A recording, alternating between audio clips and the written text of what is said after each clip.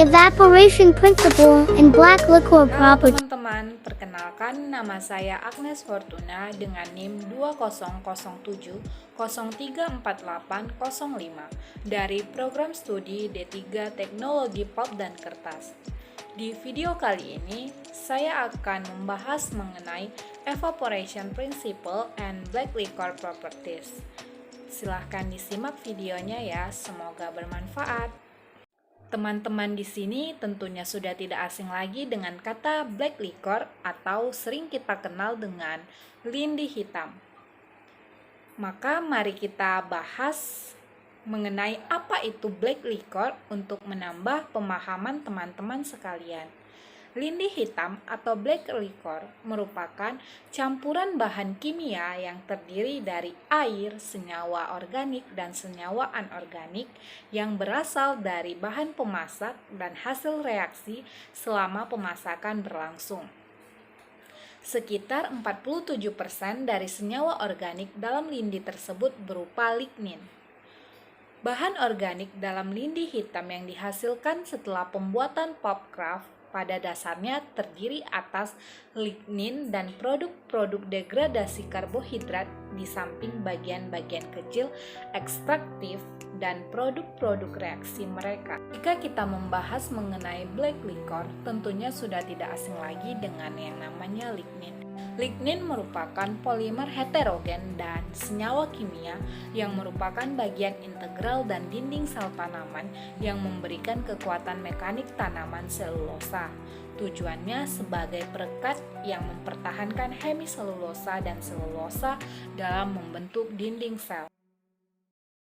Cairan black liquor dari pulp mill berupa 15% padatan kering dan 85% air. Sebagian besar air ini diuapkan untuk mencapai tingkat padatan kering yang digunakan untuk pembakaran di recovery boiler. Saat dibakar, padatan kering black liquor berkisar 65-85%. Selama penguapan, ke tingkat padatan kering ini, cairan melepaskan bahan yang mudah menguap seperti senyawa belerang dan metanol. Volatil ini harus dipisahkan dari kondensat dan gas dan dibuang dengan cara yang ramah lingkungan. Cair yang dirakit dalam unit yang dikenal sebagai benda atau efek. Dari gambar tersebut menunjukkan bahwa evaporator yang disederhanakan dengan kondensasi uap di bagian luar tabung baja yang memanaskan cairan hitam atau lindi hitam mendidih di bagian dalam.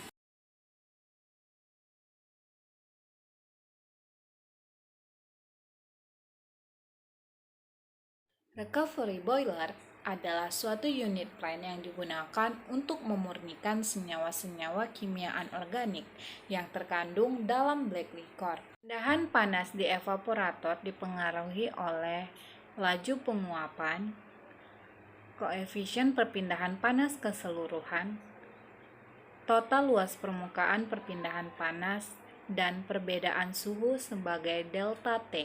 Black liquor dan kenaikan titik didih adalah bukan satu-satunya sifat black liquor yang mempengaruhi evaporator kinerjanya. Black liquor ini mengandung sebagian besar natrium dan sejumlah kecil kalsium, aluminium, silikon, karbonat, dan sulfat. Nah, masing-masing ini berkontribusi pada endapan material kerak pada panas permukaan transfer evaporator. Nah, di sini ada komposisi tipe black liquor yaitu major dan minor. Bisa kita lihat ada elemennya, ada karbon, hidrogen, oksigen, sodium, kalium, dan sulfur. Yang di minor untuk elemennya ada kalsium, aluminium, silikon, besi, karbonat, dan sulfat. Gambar di atas merupakan perbandingan dari black liquor velocity versus solid yang menunjukkan bahwa black liquor adalah bahan kental yang viskositas inherennya kompleks dan sebagian besar tidak diketahui fungsi kondisi pulping. Apa saja sih yang menentukan viskositas black liquor?